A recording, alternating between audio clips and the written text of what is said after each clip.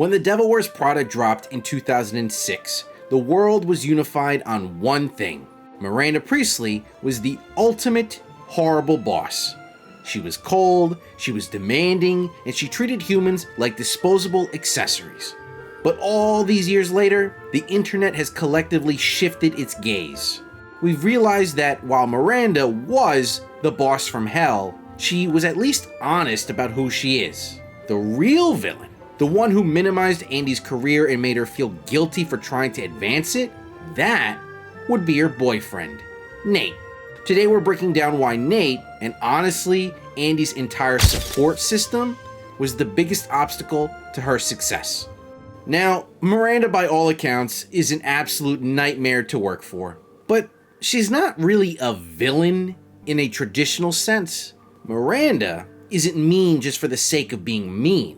She's an absolute titan of industry who delegates everything because she's focused on one thing: the perfect magazine. Now, she is a bit of a sadist. She punishes Andy for overstepping by demanding the unpublished Harry Potter manuscript, and that was an impossible task. But remember, when Andy failed to get Miranda a flight during a literal hurricane, Miranda didn't fire her.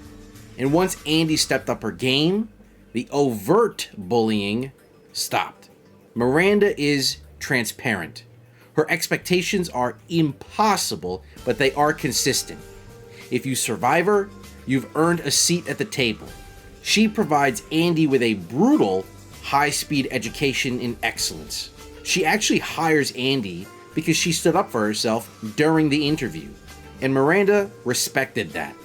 It's the same reason that she respects Nigel. His loins are girded, and he is prepared and confident in everything he does. Andy talking back showed Miranda that she wasn't a total pushover. Now let's look at Nate. Nate doesn't respect the fashion industry or even the fact that people actually enjoy it. Remember his line about purses? Why do women need so many bags? Shut up! You have one, you put all your junk in it, and that's it, you're done. Nate's argument is that Andy has drunk the Kool-Aid, but that's a total dismissal of what's actually going on. Andy explains exactly why she's doing this job. It's a career move that will open every door in journalism. Andy hasn't changed. Her ambition is the only thing that changed, and I don't think Nate can handle it. This is where Nate is the real villain theory takes root. Miranda is a wall Andy has to climb over to get to her career. Nate, on the other hand, is the person who is only comfortable with Andy as long as she stays where she is. One is an obstacle that makes you stronger, and the other is an anchor that keeps you stuck. Now let's look at the biggest irony of Nate's character. He is a chef in New York City. If there's one person on this planet who should understand grueling hours, high-stress environments, and being at the beck and call of bosses, it's a line cook in Manhattan. Kitchen culture is notorious for being a high-pressure environment where missing holidays and birthdays isn't just common, it's expected. He knows the yes chef life. He knows the grind, so for him to turn around and act shocked, or even worse, offended that Andy has to stay late for a benefit or answer a phone call is just dishonesty. He understands the lifestyle. He just doesn't think Andy's career is worth the sacrifice. He sees his own late nights as hustle, while hers is selling her soul, and it's a total double standard. Honestly, at this point, you have to ask, is he stupid? Or is he intentionally acting like he doesn't get it to keep her feeling guilty?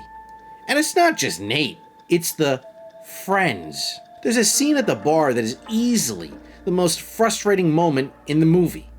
It starts with Nate talking about potatoes from his cooking class. Riveting stuff, I know. And then Andy comes bearing gifts. She pulls out a $2,000 Marc Jacobs bag, and these people are clawing at it like scavengers. But here's the kicker. 2 seconds after they claim the designer goods, they go right back to making fun of the job that provided them. They want the perks of her success without having to support the work it takes to get them. They want the high-end goods, but they also want the moral high ground of judging her for changing. And this shows us the difference between Emily and her friends. Emily is pretty much an upfront bully. She's petty, she's direct, and she's constant. But there's a nuance here. Emily is a product of her environment. She's under the same crushing pressure as Andy, and her hostility is a survival mechanism. It's a toxic cycle in real time. Emily is honest about her gatekeeping. The friends, however, are nice bullies. They smile to Andy's face while rolling their eyes at her progress. At least with Emily, you know where you stand. With the friends, your success is only okay as long as they can benefit from it. And that brings us to the charity benefit. It was a last-minute change of plans. Andy can't make it to Nate's birthday party, and that sucks. I get it, you get it, and Andy definitely got it. But it's not like she voluntarily skipped the party to go have fun. She had to be there. It's work. And ironically, this is the moment when Andy officially levels up. When Emily freezes and can't remember the guest's name, Andy steps in and saves the day. It was a massive professional victory. But when Andy finally gets home, Nate doesn't ask, "How did it go? Are you okay?" He's just mad that she missed the party. And look, birthdays matter. But this wasn't a girl who forgot her boyfriend's birthday because she was out at a bar. By centering his ego over her win for her career, Nate pouts like a child, and Andy is left feeling miserable.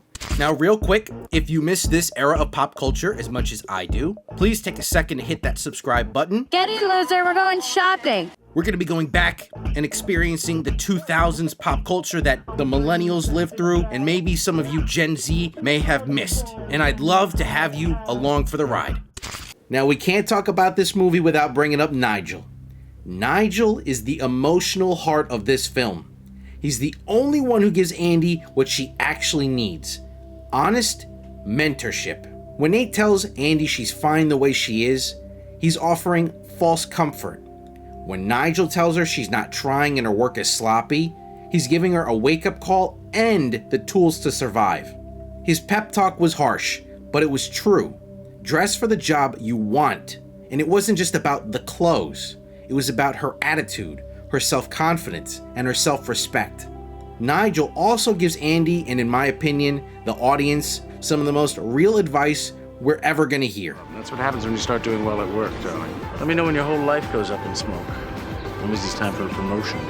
In the real world, we know work-life balance is important, but we also know that when you're young and building a future, sometimes work takes priority.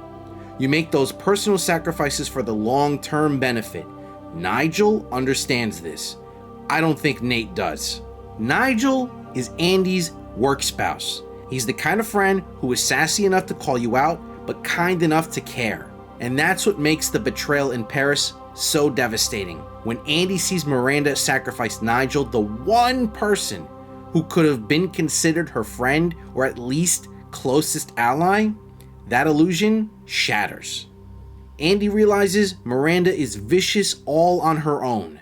She sees that Miranda believes the magazine's success justifies any betrayal, and Andy realizes she's standing on the edge of that same cliff. But here's the real kicker. At no point in this realization did Nate's input matter. At all.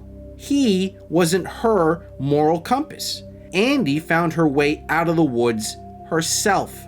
She didn't leave Runway because Nate whined enough. She left because she looked in the mirror and decided she didn't want to be the person Miranda is. Now, to be fair, we have to look at the other side. Nate is roughly 23 years old, and honestly, he's pretty immature, and he probably just misses his girlfriend. From his perspective, he signed up for a relationship with a girl who wanted to change the world through serious journalism. And instead, he feels like he's losing her to a world of size 0 models and frantic phone calls about cerulean belts. At 23, it's a bit hard to realize that your partner's growth isn't a personal attack on you. He's created a hierarchy where some work is real and other work isn't, simply because it involves aesthetics. You know, in case you were wondering, the person whose calls you always take, that's the relationship you're in. And look, he's right. It's called a work relationship. He tells Andy that they don't have anything in common anymore, and honestly, they probably don't. But that's because Andy is evolving, and Nate is standing still, or at the very least, not understanding that Andy's career is moving very quickly, and he has to be on the sidelines for this moment in their relationship. The movie ends with a reconciliation. He treats her kind of like a lost lamb who finally came home, patting himself on the back for being the one who knew who she really was. But the reality is that Andy didn't come back. She moved forward. Look at her in those final scenes. She carries herself with the confidence of someone who conquered the hardest industry in New York and lived to tell the tale. Most importantly, he never apologizes. He never says, "I'm sorry I didn't support you during the biggest opportunity in your life." The Devil Wears Prada is a masterpiece because it perfectly captures the friction of growth. Miranda Priestly is a legend because she demands excellence. But Nate is a villain because he tries to convince you that your ambition is your biggest flaw. Andy didn't need to be saved by a guy with a grilled cheese and a guilt trip. She needed to save herself from the people who were rooting for her to stay small. Because at the end of the day, a partner who doesn't celebrate your wins is just another boss you need to quit. Ambition isn't a crime, and the people who love you should be the ones helping you carry the torch, not the ones trying to blow it out. That's all.